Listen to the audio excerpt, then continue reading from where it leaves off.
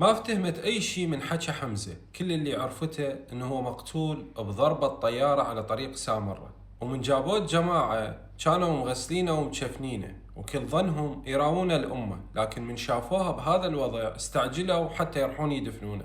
قالت له يعني أنت هم ما شفته؟ قالها لا والله يمه، أنا من لزمت الشفن انهارت أعصابي وسحبونه من القبر وبعدين واروه التراب، وهنا حمدية رجعت انهارت من جديد وزاد نوحها وونينها. وبعد ما هدأت طلبت من حمزة يروح يصعد فوق العمارة ويتصل بحاتم وعلاوي ويبلغهم باللي صار الميمي، وقبل لا يصعد اجن سيارات طبقا بالبارك مال العمارة. حمزة فتح الباب إلهم وإجوا أخذوا من خاطر حمدية اللي هم ولد شاكر ليلو وولد مديح العورة، وقبل لا يرحون سلموا الحمزة الهوية مال ميمي وباقيات كم فلس بجيبه، ونزلوا مواد غذائية البيت حمدية، وعافنها بنات شاكر ليلو وبنت مديح العورة وراحن ويا اخوتهن، وبقى وجهها بوجه حمزة وبروقة، حضنتهم من الخوف وبقت تون إلى أن نشفت دموعها وبح صوتها. أشر التليفون وعرفت حمدية إنه الشبكة رجعت إليه، فطلبت من حمزة يكرر الاتصال بأخوته، واتصل حمزة بعلاوي لكن ما قدر يفهمه، بقى يبكي وشمر التليفون على أمه. علاوي يصيح بالتليفون فهموني أم خو ما بيها شي. جاوبته حمدية بصوت مبحوح وشوية مسيطرة على نفسها حتى تفهم علاوي، فقالت له أخوك انكتل وعافنا وراح، وتعال شوف حالنا ايش صاير بيها. صرخ علاوي وانقطع الاتصال، ورجعت بروقة من جديد تكرر الاتصال عليه لكن الجهاز مغلق. بدأ قلبها يوجعها وخافت لا علاوي صار عليه شي بعد ما سمع بموتة أخوه، وما عاد تعرف تفكر ولا اجى على بالها تتصل بابو حنين او ام حنين وتعرف ايش جرى العلاوي. كل هذا اللي مرت بيه كانت تتمنى يكون حلم وتصحى منه، وكانت تتمنى الموت ولا هذا العذاب. واخيرا رن التليفون، اتصلت حنين وبلا سلام صاحت خاله صدق هذا الحكي؟ كانت مبهوته وما مصدقه بهالسرعه يطير ميمي من بين ايديهم. علاوة أخذ التليفون من عندها وحكى ويا أمه، ومثلها ما كان مصدق بالخبر، ومن صدمته بالمكالمة الأولى واقع بالقاع والتليفون طايح من إيده ومتفسخ، وزوجته ملتهية تصحبي. وحتى يستوعب السالفة طلب من أمه تحكي له بالتفاصيل، وحمدية سولفت له بس ما تتذكر شنو حكت. باليوم الثالث جاهم علاوي وكان جايب بنته سارة وياه. حمدية ما كانت تتمنى يرجع، لأن كانت هي تتمنى تعوف الدور وتعوف تكريت وتطلع وتروح لبغداد بعد ما تزور قبر ميمي، لأن بعدها لحد الآن هي ما مصدقة بموتة ميمي وتحس نفسها عايشة بحلم، فمقررة تروح تزور قبر ميمي وتشوفه بعينها حتى تتأكد انه ابنها مات وتحكي وياه كلمتين وبعدها تلحق علاوي لبغداد. لكن جيت علاوي خربطت عليها كل الامور. كان قبل يوم متصل بحمزة وقايل له تنتظرني بباب المجمع لان انا ما اندل الشقة مالتكم، ولا تبلغ امي انه انا جاي. وبالطريق مار على حاتم بكركوك وطالب من عنده يجي وياه، لكن حاتم متعذر وخايف من المسلحين لا يلزمونه ويقتلونه. المهم بعد المعاناة اللي بالطريق شافاها وصل لهم وقت المغرب وانعادت المناحة من جديد، وكانن بساعتها بنات مديح العورة وبنات شاكر ليلو ونسوان من الجوارين حاضرات حتى يعزن حمدية باليوم الثالث.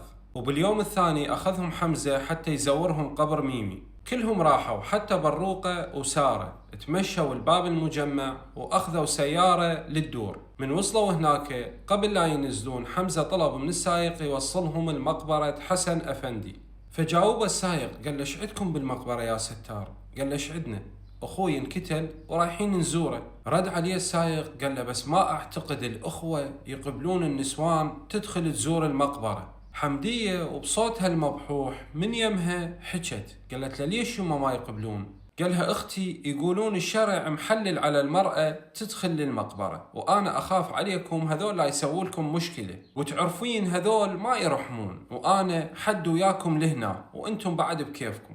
نزلهم بفلكة بوسط مدينة الدور وأشر لهم على الشارع اللي يطلع للمقبرة، وحتى ما أخذ من عندهم كروة. وصلوا السوق القصابين وبالصدفة تلاقوا وياهم نمير ابن شاكر ليلو، صاح على علاوي ووقفه، وبعد ما عزاه عرف من عنده انهم رايحين للمقبرة. وإجا أخذ من خاطر حمدية وترجاها ما تزور قبر ميمي، وحذرها من عواقب النساء اللي تزور المقابر. حمدية خافت من كلامه لأن قبلها سمعت من بنات مديح العورة ومن خواته عواقب النساء اللي خالفن أوامر هذول الأفندية شي يسوون بيهن. فقالت له ما يخالف، بس أريد من عندك شغلة واحدة، أريد أشوف قبره من بعيد بس أتأكد إنه ابني مات. فقالها لا إله إلا الله، استغفر ربك خالة، محمد مات ومات أحلى موته، ونال الشهادة على إيد المشركين والكفار، وحاليا هو بقعر جهنم. وبدأ يلقى عليها محاضرة طويلة وعريضة ويسولف لها على منزلة الشهداء والمجاهدين، طبعا منزلة الشهداء والمجاهدين الحقيقيين مو الأفندية اللي مخربطين، إلى أن قنعهم وصعدهم وياه بالسيارة، وكانت سيارة سوداء مال شرطة اللي استولوا عليها الأفندية اللي يسولفون بالدين. مشت بيهم السيارة أقل من دقيقة ومروا بطريق قريب من سياج المقبرة.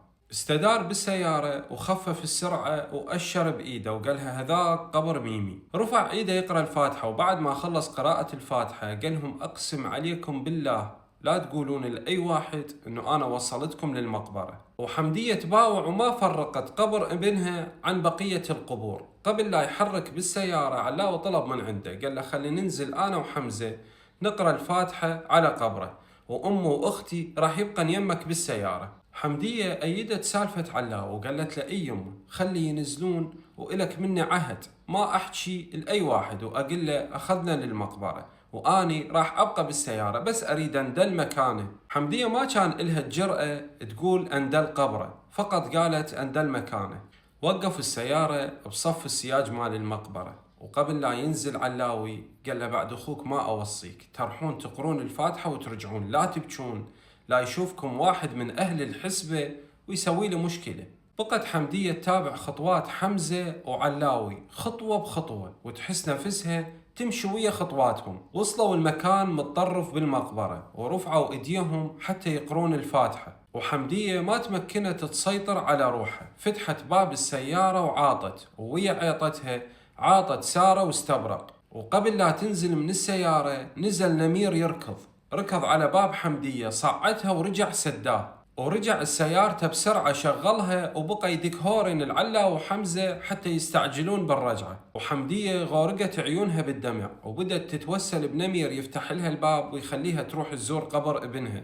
كان يتهيأ لها انه ميمي واقف على سياج المقبرة وفاتح ايديه حتى يحضن امه. وعلى السريع رجع علاو وحمزة صعدوا بالسيارة وحرك نمير بالسيارة، وبقوا نمير وعلاو وحمزة يلومون بحمدية.